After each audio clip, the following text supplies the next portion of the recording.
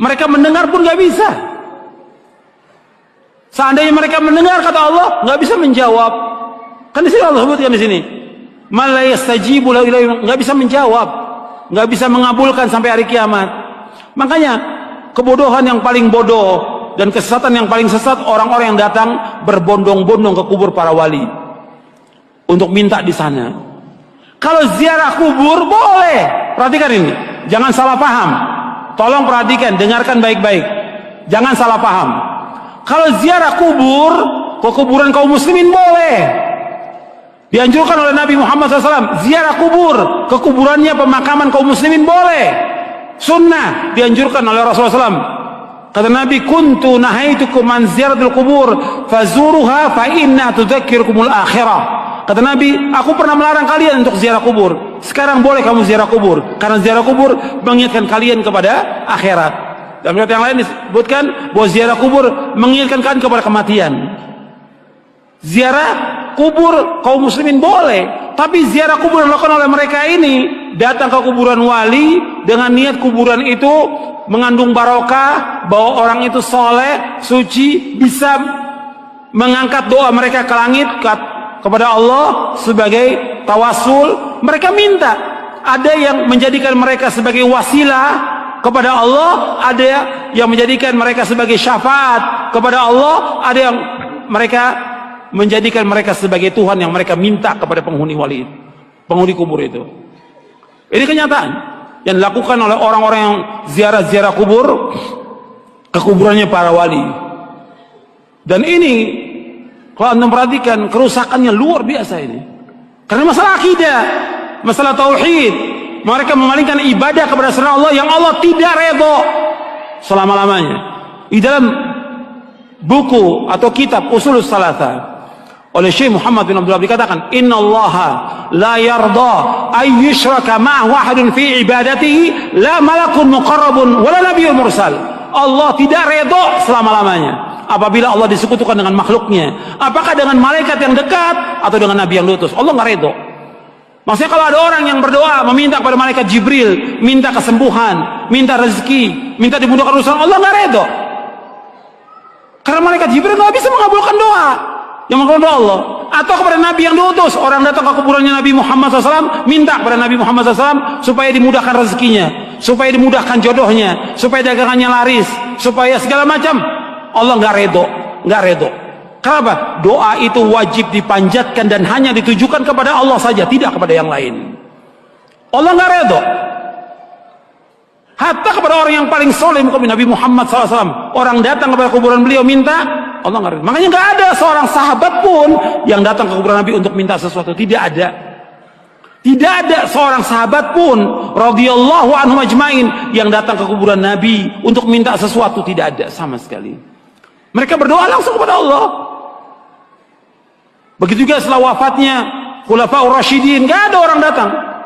Tapi belakangan di abad kedua, ketiga mulai, siapa yang melakukan pertama kali penyembahan kepada kubur yang dikeramatkan pertama kali di muka bumi? Syiah. Pertama kali, laknatullah alaihim. Pertama kali Syiah yang menyesatkan kaum muslimin. Mereka katakan kubur imamnya, kemudian kubur Husain mereka sembah, mereka tawaf di situ. Itu pertama kali. Sunnahnya orang Syiah, sunnah sayyi'ah, sunnah jahiliyah yang mereka lakukan. Bukan sunnah hasanah, sunnah sayyi'ah. Mengajak orang untuk menyembah kubur. Setelah itu diikuti oleh apa? Diikuti oleh yang kedua, tarekat sufiyah. Yang pertama Syiah, laknatullah alaihim. Yang kedua tarekat sufiyah, menganggap bahwa gurunya, syekhnya sebagai wali, sudah mencapai tingkatan yang paling tinggi. Sampai datang, sampai syekhnya mengatakan di buku-buku mereka, di kitab mereka, kalau kamu mengalami kesulitan, kesusahan dan saya sudah mati, kamu datang ke kubur saya, kata mereka begitu. Ini sesat dan menyesatkan kaum muslimin. Anda melihat sekarang tambah banyak orang yang pertama kali mulai kuburan itu disembah, kemudian dibangun kubur di dalam masjid, itulah orang-orang Syiah. Nggak akan bertemu dalam Islam antara kuburan dengan masjid, selama-lamanya tidak akan ketemu dalam Islam. Adapun kuburan Nabi SAW itu di luar masjid. Kemudian pada khalifah zaman Abdul Malik dibongkar, dimasukkan, dan sahabat sudah mengingkari yang masih hidup pada zaman itu. Nggak bisa bersatu. Dan beda kuburan Nabi. Karena apa? Nggak mungkin kuburan Nabi akan dibongkar, dipindahkan ke Baqi, nggak mungkin. Karena Nabi nggak mau. Kalau di Baqi akan disembah oleh manusia. Makanya Nabi dibedakan, khusus untuk Nabi dikuburkan di tempat itu dengan dua sahabatnya, Abu Bakar dan Umar. Adapun kuburan yang lain nggak boleh, nggak bisa bersatu antara masjid dengan kuburan selama-lamanya. Yang pertama kali Syiah. Karena ini perbuatan siapa? Perbuatannya orang-orang Yahudi dan Nasrani. Maka 5 hari menjelang wafatnya Rasulullah mengatakan, la'natullahi 'alal yahudi wan nasara ittakhadhu qubur anbiya'i masajid wa ana anhaakum an dzalik. Mudah-mudahan, kata Nabi SAW, 5 hari menjelang wafat, mudah-mudahan Allah melaknat orang Yahudi dan Nasrani karena mereka menjadikan kubur Nabi mereka sebagai tempat ibadah. Aku larang kalian jangan melakukan seperti mereka. 5 hari menjelang wafat, 5 hari. Terus Nabi ingatkan umatnya, jangan seperti Yahudi, jangan seperti Nasrani yang mereka menjadikan kubur Nabi mereka sebagai tempat ibadah. Aku larang. Kuburan bukan tempat ibadah, kuburan. Dan gak boleh melaksanakan perjalanan ke makam-makam, nggak boleh. Ziarah kubur boleh, tapi menentukan makam tertentu untuk ziarah mempunyai keutamaan nggak boleh.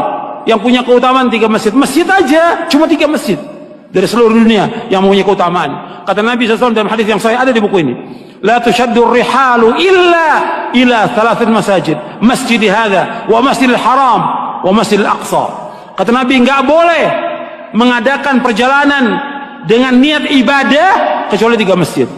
Tidak boleh mengadakan perjalanan safar dengan tujuan ibadah kecuali 3 masjid. Pertama masjidku ini, Masjid Nabawi. Yang kedua Masjidil Haram. Yang ketiga Masjid Aqsa. Masjid aja nggak boleh. Ada di Bandung umpamanya ada masjid yang bagus, orang mengatakan bahwa masjid itu punya keutamaan, nggak boleh. Semua masjid sama. Masjid di sini, Pustai atau masjid yang lain yang dibangun, semua sama. Ganjarannya sama kalau orang sholat di dalamnya. Kecuali 3 masjid.